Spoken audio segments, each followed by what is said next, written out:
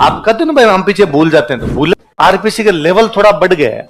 Sir जैसे पढ़ाते ना वैसे नहीं आता। आप कोई बात डब्बू टाइप का आदमी मिलके उठ के खड़ा होकर कर देता है। अब आरपीसी का लेवल बढ़ता जा रहा है, कोचिंग उस लेवल को मैच नहीं कर पा रही है। महाराणा प्रताप और अमर सिंह, सिंपल क्वेश्चन है, आरपीसी का सवाल है। मेवाड़ में महाराणा प्रताप के समकालीन राजा कौन कौन थे?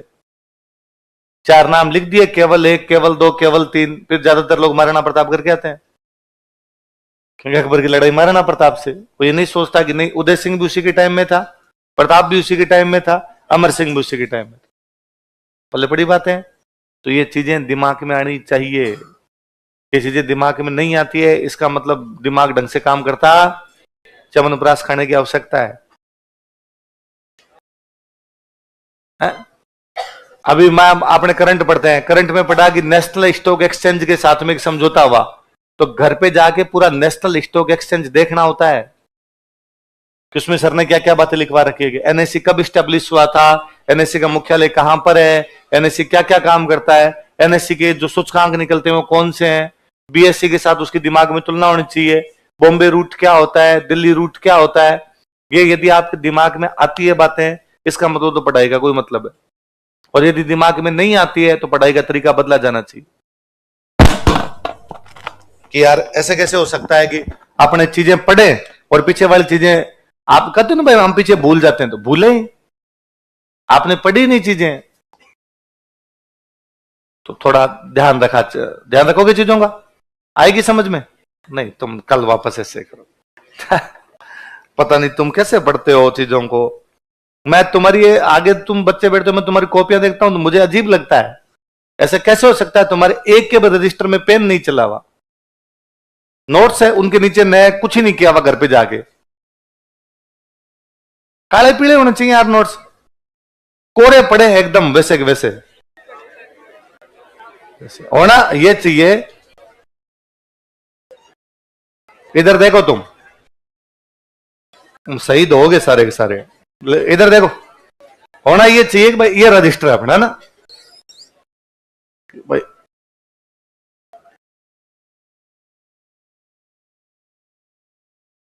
ये आपके रजिस्टर का पन्ना है, हमने कोई उसमें 7 लाइनें लिख रखी है, 10 लाइनें जितनी आप लिखते हो कोई बात नहीं, जितना आपका है, लंबा पेज है चौड़ा पेज है, जितनी आप लाइनें लिखते हो, कितना खुला कितना लिखते हो, कैसे है ये तरीका कि भाई हमने कोई जैसे पिछला कोई राजा पढ़ा हमने प्रताप सिंह, और मैंने बताया प्रताप सिंह की सांस्कृतिक उपलब्धियों में ये बात है। थोड़ी बहुत एक तो हमेशा खुले खुले लिखना ताकि थोड़ी बहुत इधर उधर जगह हो आपके पास में, हो ये कि हम उसके साइड में कहीं लिख लें हवा महल, तमाशा, चित्र और संगीत, ताकि अगली बार जब रिवीजन करें हमें पता हो 4 चीजें पढ़नी है।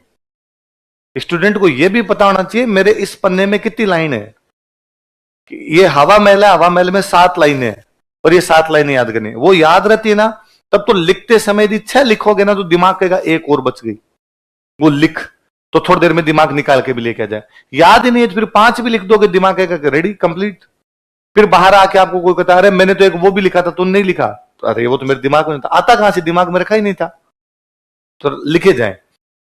हम लिखने को पूरा पूरा लिखते हैं कि भाई वहां से इसको लेके आए थे, ये किया था, आप केवल साइड के अंदर यूं छोटे छोटे लिख लें,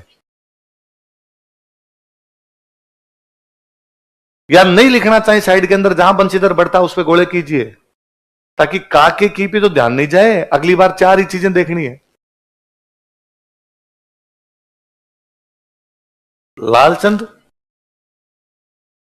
पशु लड़ाई, संगीत ब्रजनिधि, सम्मेलन ब्रिजपाल भट्ट, संगीत सार,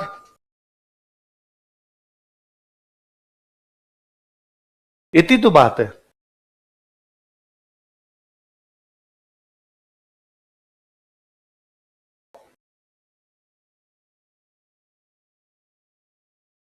शरद रतन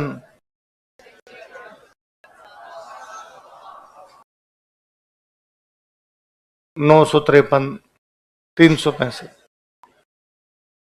खाली साइड में छोटे छोटे या तो लिख ले उनको, ताकि अगली बार अपने करे तो पूरा पन्ना नहीं देखना, मेरे को ये इतनी सी चीजें देखनी है ये डिब्बे में जो लिखी हुई है। या पूरा नहीं लिखे हैं तो वे चीजें जो आप पढ़ रहे थे आपको याद नहीं रह रही थी, यार ये 953 365 मेरे से तो याद ही नहीं हो रहे यार, ये साइड में लिख के छोड़ ले, ऊपर लिख दे 953 365। जब रिवीजन करोगे दिमाग कहेगा ये पिछली बार तेरे को याद नहीं थी, ये दो चीजें याद की जाए, अब याद आ जाएगा 953 365। आपके अपन एकदम कोरे कोरे पड़े रहते हैं। और फिर स्टूडेंट मेरे को आगे पूछता है शॉर्ट नोट्स कैसे बनाऊं। एक बार तो तूने मेरे से पढ़े शॉर्ट, अब घर पे जाके इनको और शॉर्ट करेगा, तो पूरी जिंदगी नोट्स लिखने हैं। आपका उद्देश्य सबसे अच्छा यह है कि हम इतने अच्छे अच्छे नोट्स तैयार करेंगे कि अगली पीढ़ी को कोचिंग करने की आवश्यकता, क्योंकि हम उसको नोट्स दे देंगे, क्योंकि हमने नोट्स तैयार किया। ऐसा कोई उद्देश्य है तुम्हारा? तुम्हारा उद्देश्य खुद का सिलेक्शन करवाना, तो फिर ये नोट्स यूं खाली कैसे पड़े रहते हैं तुम्हारे? मैं तो जब पढ़ता मेरे नोट्स तो आप यूं देख लो तो आपको लगे यार इसमें पढ़ूं क्या, कोई रजिस्टर लेके नहीं जाता था दूसरा, क्योंकि ते काले पीले कर रहे थे, समझ में नहीं आ रहा, एक के ऊपर दूसरा लिख दिया, दूसरे के ऊपर तीसरा लिख दिया, वहीं काले पीले करके कुछ अपनी तरफ से कुछ ना कुछ लिख लिया। तुम फीस मैंने दिया तो मैं ही पढ़ूंगा, तुम क्यों पढ़े? दूसरा लेके जाके कैसे पढ़ ले उसके अंदर? पर तुम इतने यूं प्यारे प्यारे लिख के रखते हो। किसी बच्चे की कॉपी उठा लो, यूं रजिस्टर को आपसे इतना प्यार होता है, हाथ फेर फेर देखते हो, कोरा कोरा पड़ा है, इसमें कुछ ही नहीं होने दूंगा मैं। इसलिए जब भी एक जैसी चीजें आपका दिमाग चलना चाहिए, यार ये सेम चीजें मैं एक साथ कंपाइल करूं, आपके दिमाग में आना चाहिए यार ये यहां पर भी है, ये यहां पर भी है, ये यहां पर भी है। जब आप पढ़ो कि जयपुर चित्रकला का स्वर्ण काल प्रताप सिंह का टाइम था, तो आपके दिमाग में आना चाहिए कि सवाई जैक्सन ने सूरत खाना बनाया था, तब तो इस चीज का मतलब भी है। वरना फिर एक राजा पढ़ लिया, पीछे के साथ आपका कोई तारतम्य ही नहीं, उसके साथ में कोई चीजें जुड़ती नहीं, और जब तक चीजें आपस में कनेक्ट नहीं होती है ना, तब तक उनका कोई लेना देना नहीं। जब तक चीजें आपस में जुड़ती नहीं है तब तक वो याद नहीं होती है। तो चीजों का जुड़ना बेहद जरूरी होता है, पर तुम जोड़ने की कोशिश नहीं करते। अभी यूं ही और दिमाग में लगाओ, देखे कि अकबर के समकालीन रियासतों में राजा कौन कौन थे? अकबर राजा था तो इतनी रियासतें पड़ी, यहां पे राजा रहे होंगे, तो बताओ देखे जयपुर में अकबर के समकालीन राजा कौन कौन है? भारमल, भगवान दास, तीनों है। भारमल, भगवान दास, तीनों है। अच्छा, इससे पहले जयपुर से पहले कौन सी रियासत पड़ी हमने? किशनगढ़। कौन सी पड़ी? किशनगढ़। किशनगढ़ में अकबर के समकालीन कौन था?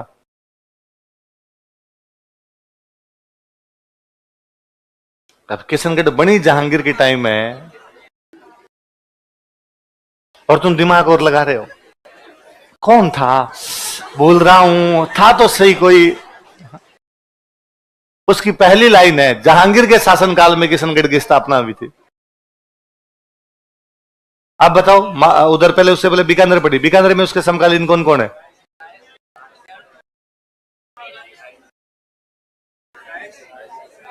कल्याणमल और राय सिंह। कौन कौन है? कल्याणमल और राय सिंह। उससे पहले कौन थे? बीकानेर से पहले कौन सी रियासत पड़ी हमने? जोधपुर। जोधपुर में कौन कौन थे बताओ?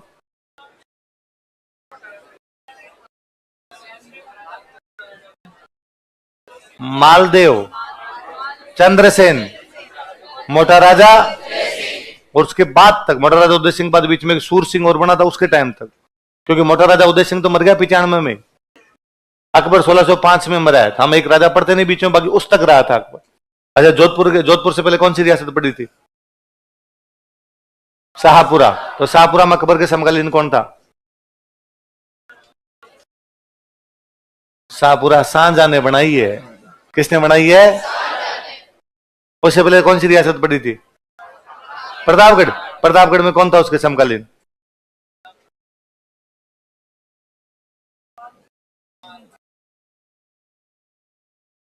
अच्छा, बांसवाड़ा में कौन था उसके समकालीन? हाँ, कौन था? प्रताप सिंह। डूंगरपुर में आस्करण। कौन था? मेवाड़ में